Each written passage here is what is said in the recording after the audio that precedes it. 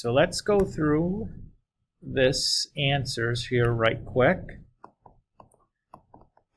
So again, the order that you write the two parentheses doesn't matter.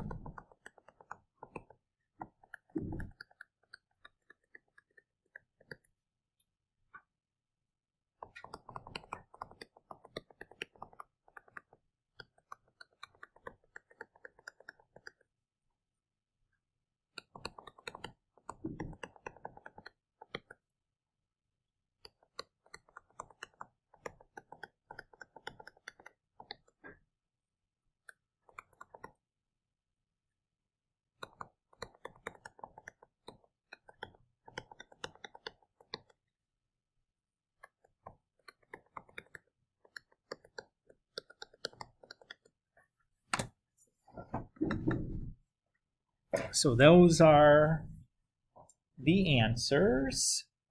If you need me to scroll back up, I'd be happy to do so. I've motored through that pretty quick, but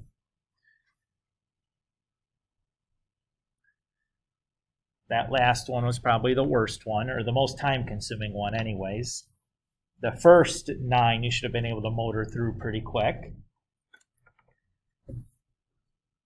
But that was the idea, was I was giving you a bunch of stuff that could have been done really fast, so you could use most of your time to do that last one, which would have been a little bit more time consuming.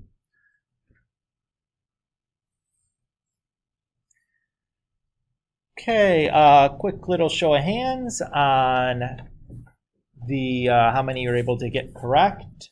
So at least 1, 2, 3, 4, 5, 6, 7, 8, 9, 10. Good. So for the most part, it looks like the ones that you finished, you got correct by and large, which is excellent, right? Again, we'll continue to do some factoring practice as we continue to do these things throughout this chapter. We'll continue to make it a little bit harder. I'll sneak in more of these ones that maybe are a little ambiguous or like can't be factored, or maybe you have to use the long method on in addition to the ones that we can shortcut through, just so that we're able to kind of keep a handle on all these new skills that we're kind of acquiring. Does that sound okay? Again, hopefully this is helpful for you guys. I think you're doing a nice job on these. It seems like we're getting a little better each time, which is good, right? Ideally, the first 6 should have been really easy. That was the hope. If it was a little bit harder after that, that's about where it should be. So you should feel good about yourself if like the first 6 were pretty obvious and easy to do and fast, and then maybe got a little harder after that, is how that should have worked. Okay. So today, we're going to continue talking about solving.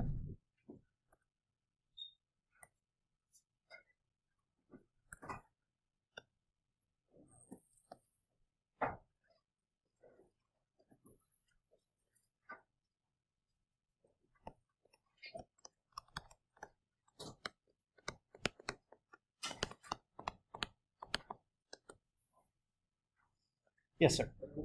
Of course. So we're just going to pick up here today talking about solving. We had started this before, right?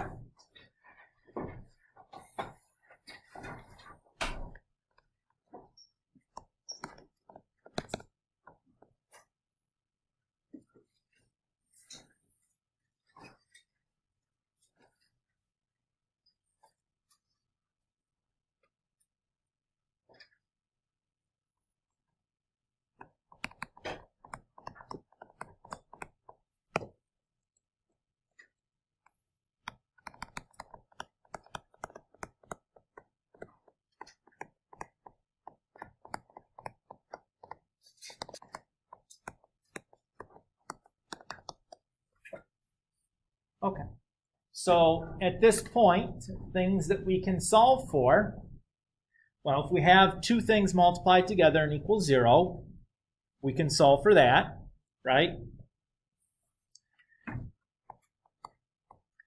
And then if we have like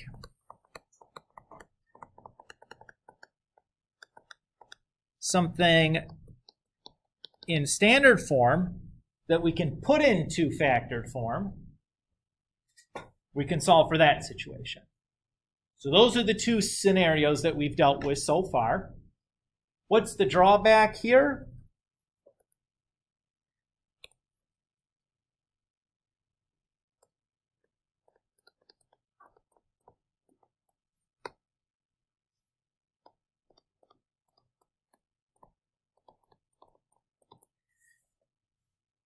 Is going from standard form to a factored form, at least with the methods that we know, is not always possible. Now I want to be clear, you can always factor a polynomial, but the methods get dicier and dicier for things that are not easily factorable using the methods we've seen. We will get around that later, but we need to kind of build up to there, which we're going to start doing today. So today, we're going to look at two situations. So we're going to look at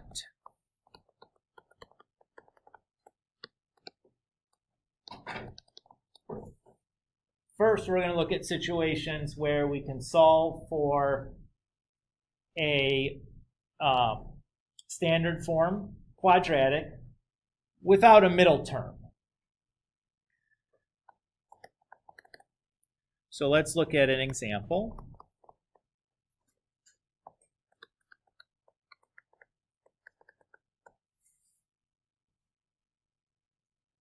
So let's take 2x squared minus 5 is equal to 0.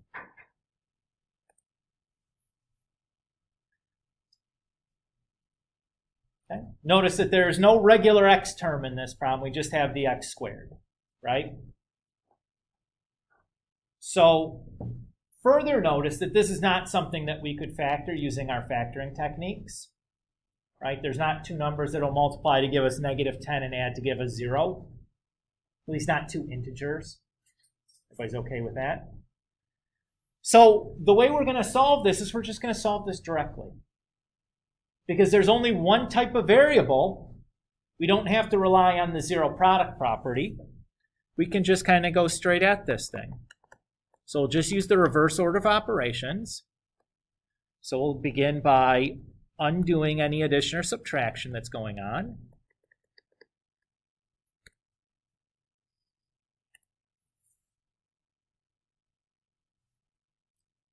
And then we can undo any multiplication or division that's going on.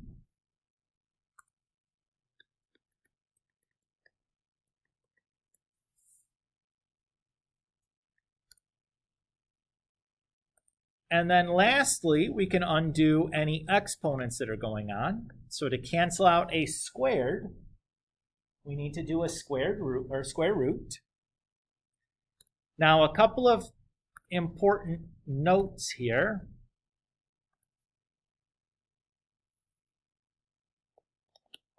We'll call this an aside. So this is like I'm pausing in the middle of doing this problem to point out a couple of important properties involving square roots that maybe you remember from your Algebra 1 class, but maybe you didn't ever see in your Algebra 1 class, or maybe you just forgot.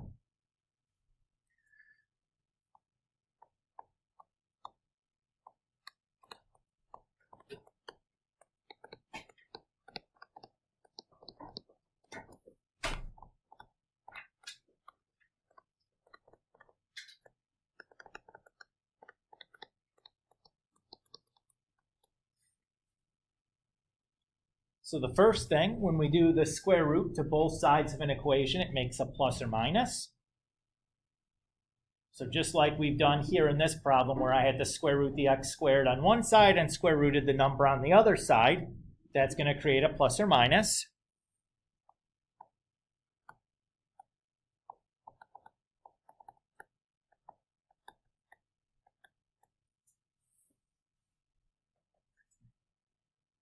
The square root of a fraction, I can do by just taking the square root of the top and then the square root of the bottom. Or similarly with a multiplication problem,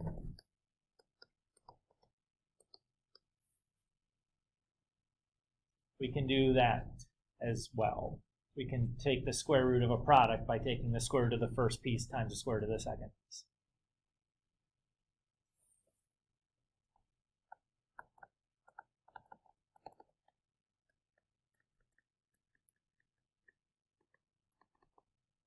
What we can't do is break a square root at an addition or subtraction symbol.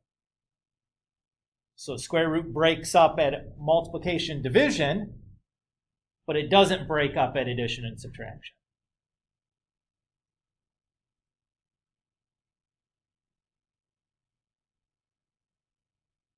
Okay with those three rules? Okay. So if we move back to our original problem, now that I've made some asides here about square roots that maybe we would have seen in our Algebra 1 class, but maybe not. Maybe we just don't remember. Either way. So the square root of x squared is just x. Because I did the square root to both sides, it creates a plus or minus.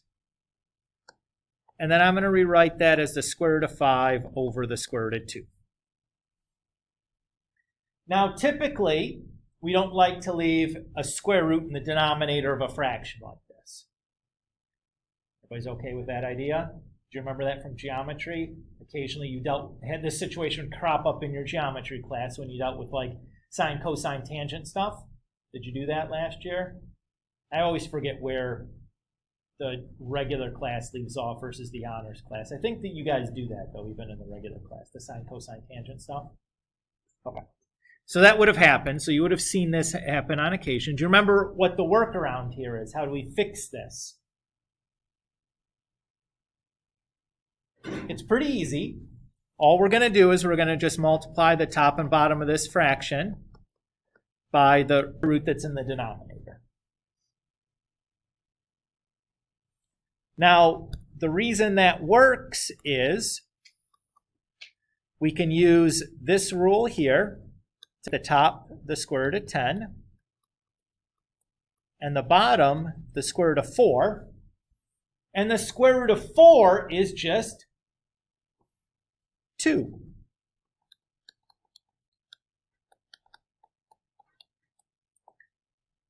So there's our answer.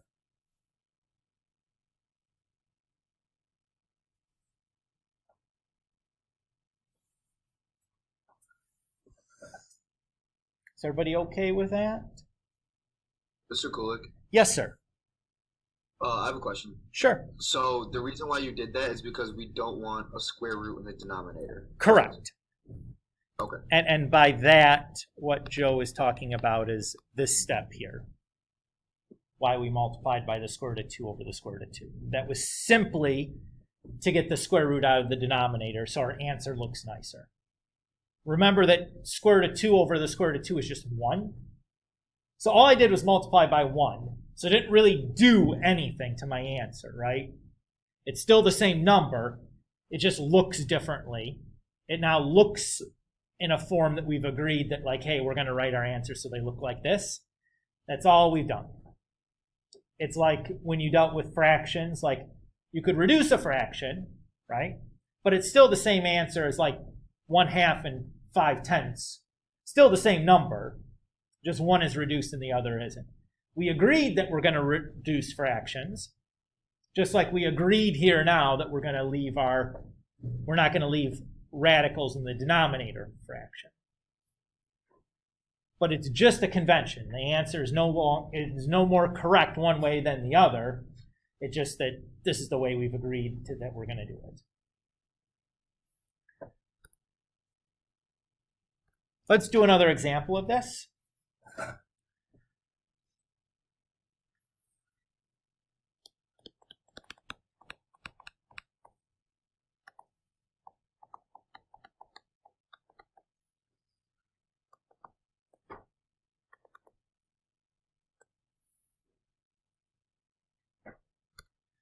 Okay, so let's say we have negative 4x squared plus 13 is equal to 6.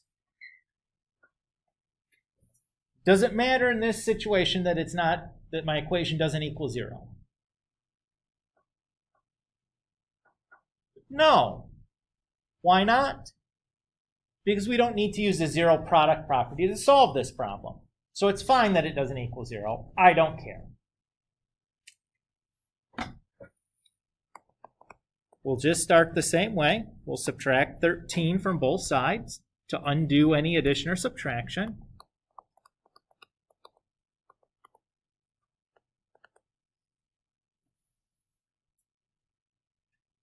And then we'll next divide both sides by 4, or I'm sorry, -4, to undo any multiplication or division.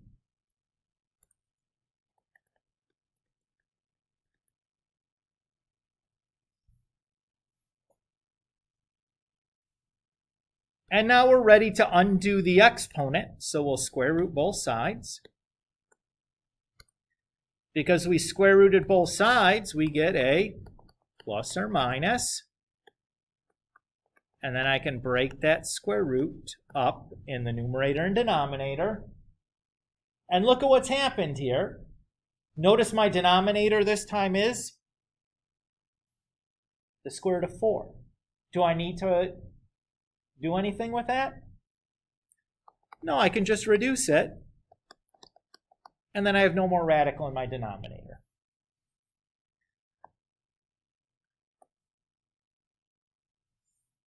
So that one was a little less work. That's okay. We don't always have to fix the denominator. Sometimes it'll just kind of fix itself.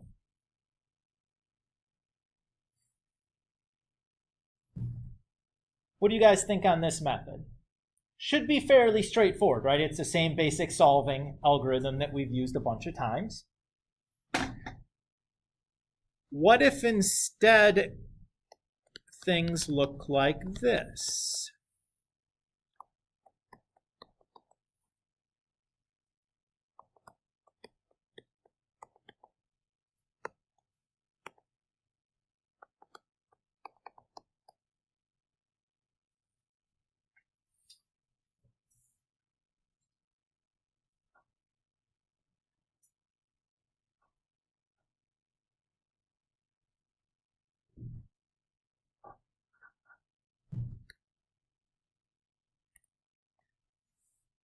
Now notice that this looks like the vertex form, right?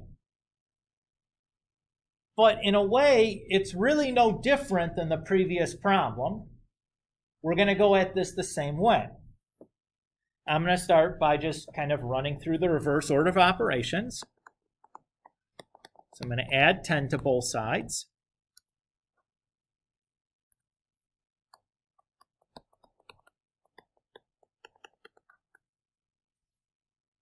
To undo the addition and subtraction. Now, there's still subtraction going on inside the parentheses, but I can't undo that until I clear the parentheses out of there, which I can't do until I get rid of the 2 out front and get rid of the squared on it. So the -3 inside that parentheses is going to have to stay there until the very, very end. Everybody's okay with that reasoning? So the next thing that's got to go is that times 2. So we'll divide that to both sides. 10 divided by 2 is just 5. Everybody's okay there? And then just like before, we'll get rid of the squared. So we'll do that by square rooting both sides.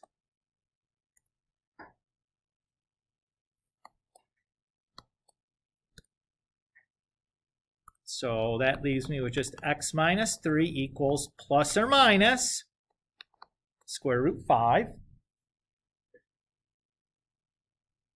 Everybody's okay to there? And now I can just add 5 over, or add 3 over. I've been using red. Now, can I add 3 directly to this plus or minus the square root of 5? No, those are not like terms. So what I'm going to do is I'm just going to write it this way. I'm just going to write the 3 and then my plus or minus square root 5. You can't add a square root to a non-square root.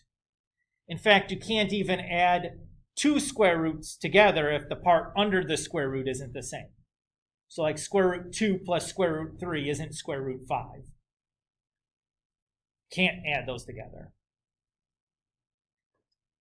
So this would be our answer.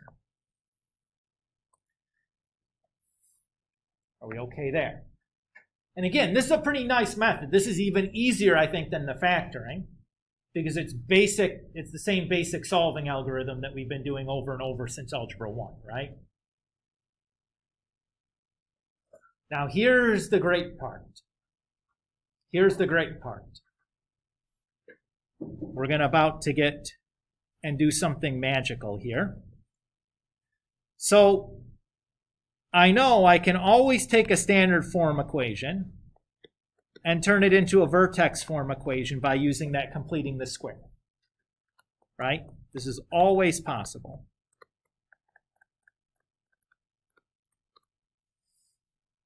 Everybody agree with that? Once we're in vertex form, we can always solve, right?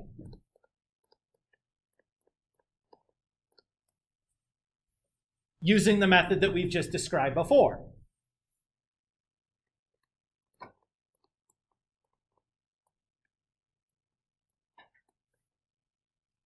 So what this is going to allow us to do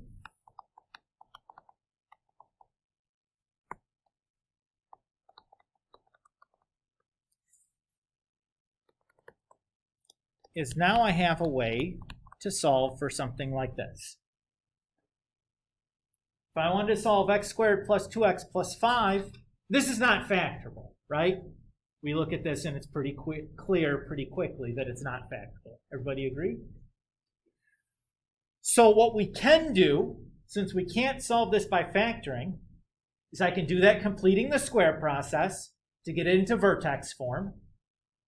Once it's in vertex form, I can then use the solving algorithm that I've done previously to get to an answer. Let's do that here right now. And then we'll make an even better, do something even better after that.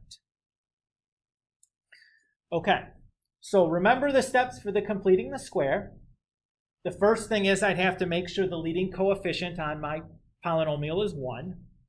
It is, so there's nothing to do for that step. The next part is I'm going to take that b term, divide it by 2, and then square it, and then I'm going to add and subtract that number right in. Everybody's okay with that? You guys remember that step?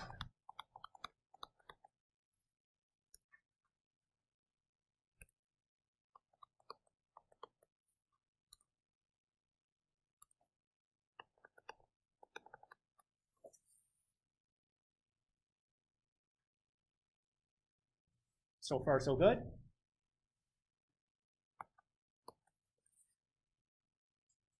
This is now factorable. Two things that multiply to give me 1 and add to give me 2 is just positive 1 and positive 1. And then I can combine negative 1 and positive 5.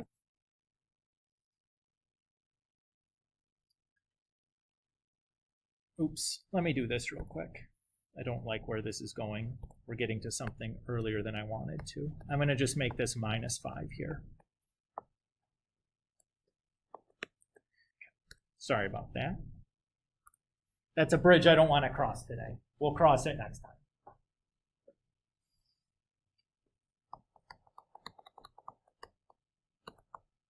So I can write this. Everybody is okay there? And now we can solve.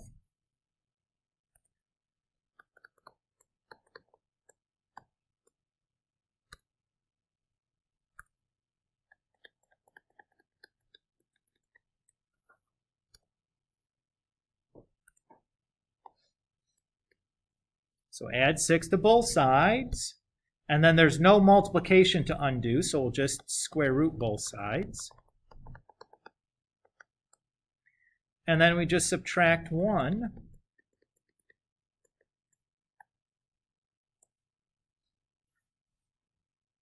And there's our answer.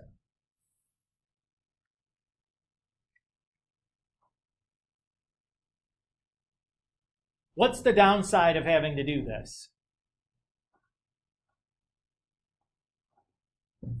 Well, it's that completing the square process, right? That's not, while not that difficult, it's more time consuming than we'd really like.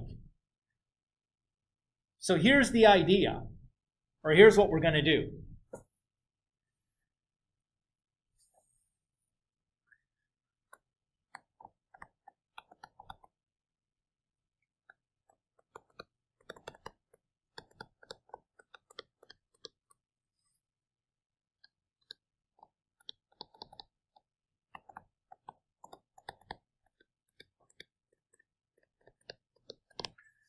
Since this is a process that I can always do, can I do this one time in a real general context to create a formula so I can just plug some numbers into it and get my answer every single time without having to go through that completing the square process, the solving algorithm? Can I just look at my starting answer or my starting problem and take some values, plug it into an equation, and spit out my final answer?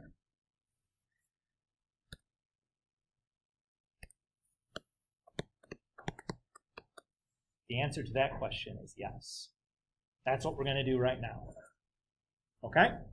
So this process I'm about to show you, I would never ask you to be able to repeat. I would never ask you to replicate. I'm going to show you the process that we use to create this formula. What I would need from you is you would need to be able to remember the formula and to use the formula, but you would never need to repeat what I'm about to show you. Okay?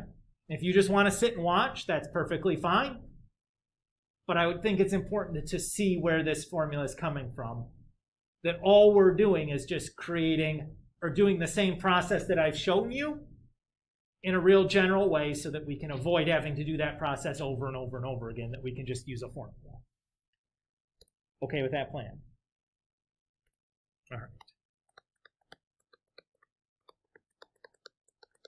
So this is our starting point, right? We have some general quadratic equation in standard form that's equal to 0. What I'm going to do now is I'm going to do the completing the square process on it. So I need to start by factoring out the a to make its leading coefficient 1.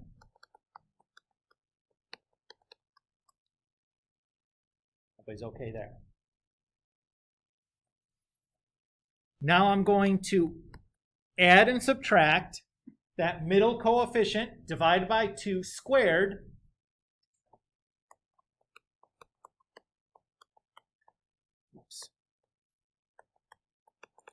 So when I divide this by 2, it becomes b over 2a squared, and then I have to also subtract it right afterwards.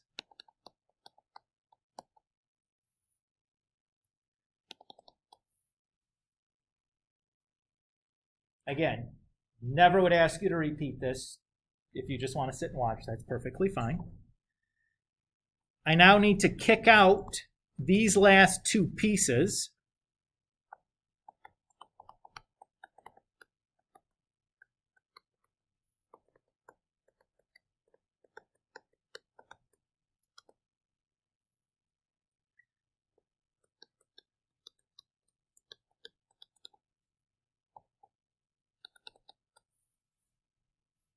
And I wrote just c there because a times c over a is just c.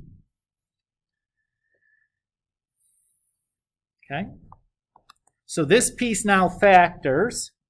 It factors into x plus b over 2a squared. You'll just take my word for that. Then I have a times b squared over 4a squared plus c equal to 0. So the a here is going to cancel one of the a's down there.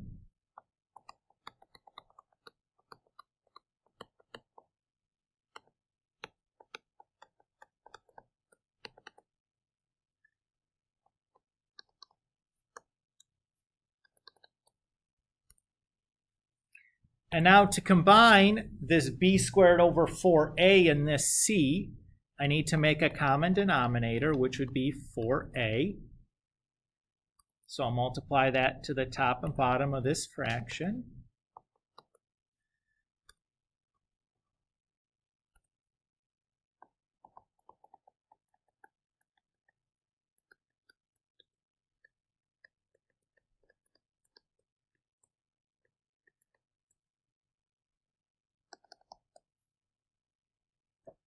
And now I'm kind of in that vertex form, right? The completing the square process is finished. So I'm going to add this part over.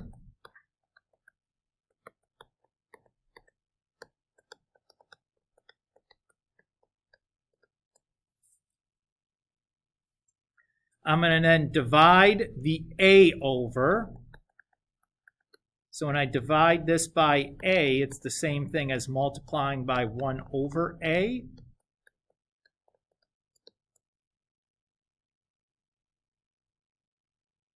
Okay, there. It's getting ugly, I know. It's about to get less ugly here real quick. We'll square root both sides.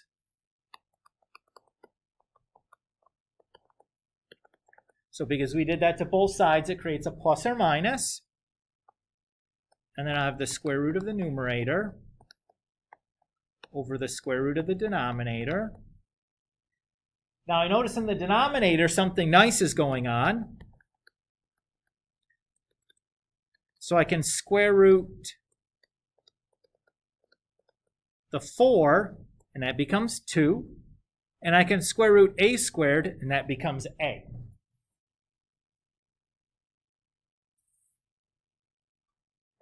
And then I'll just subtract that b over 2a to both sides. And because it's got the same denominator as what's over on the right-hand side already, I'm going to write it all as a single fraction.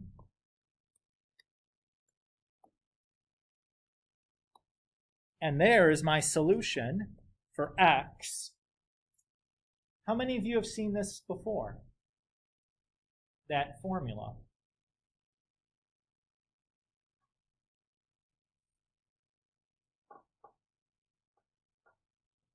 No? That's okay. Some of you might have seen that in your Algebra 1 class. If you hadn't, that's okay. We're going to call this the quadratic formula.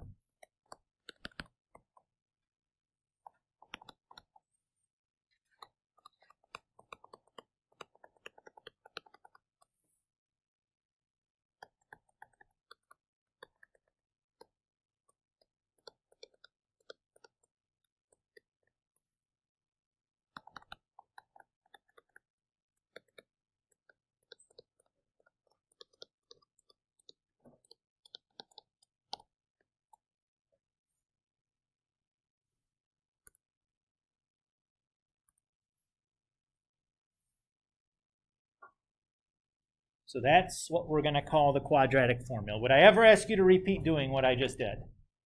Heck no. Right?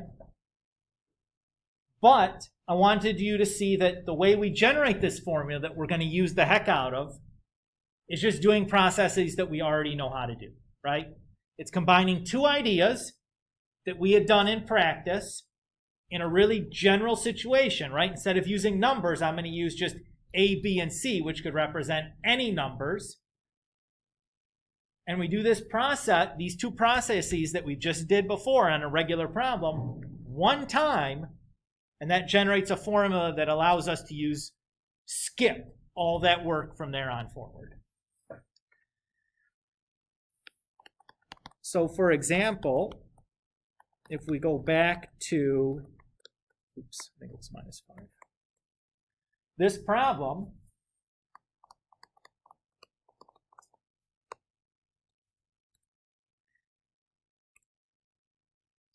I can just use the quadratic formula. So here A is 1, B is 2, and C is -5. Everybody's okay with that? So when I plug into the formula, I have -2 plus or minus the square root of 2 squared minus 1 times negative 5 over 2 times 1. Now all we have to do is clean this thing up a little bit. 2 squared is 4. 4 times 1 times negative 5 is negative 20, but minus a negative 20 is the same thing as plus 20. So far, so good. 4 plus 20 is 24. And I can simplify the square root of 24 a little bit, right? I recognize that 24 is the same thing as 6 times 4. So I'm going to think about it as the square root of 4 times the square root of 6. Why would that be something I would want to do?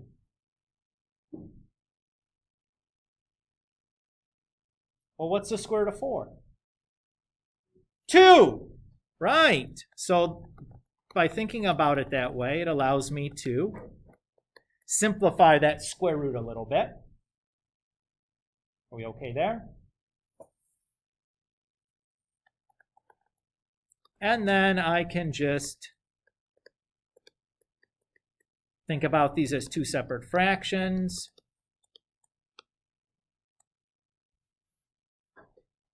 So when I reduce, I just get negative 1 over, or plus or minus the square root of 6. Oops, plus or minus.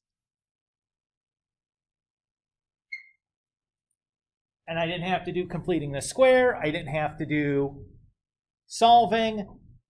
I just plugged some numbers into a formula and like simplified some, some expressions. We're stopping here. If you check back later today, there'll be an assignment on the content library that involves some of these ideas that we used before or used today. Be careful on the instructions because I'm going to ask you to solve things a certain way. So it might say solve using the reverse order of operations, or it might say solve using the quadratic formula. Make sure, depending on the instruction, you do the appropriate method. When it comes time for the test, eventually, I shouldn't say that.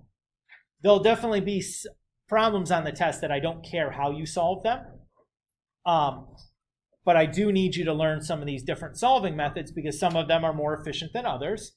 And some of the, most important part of this chapter is figuring out, like, what's the easiest way to do this problem?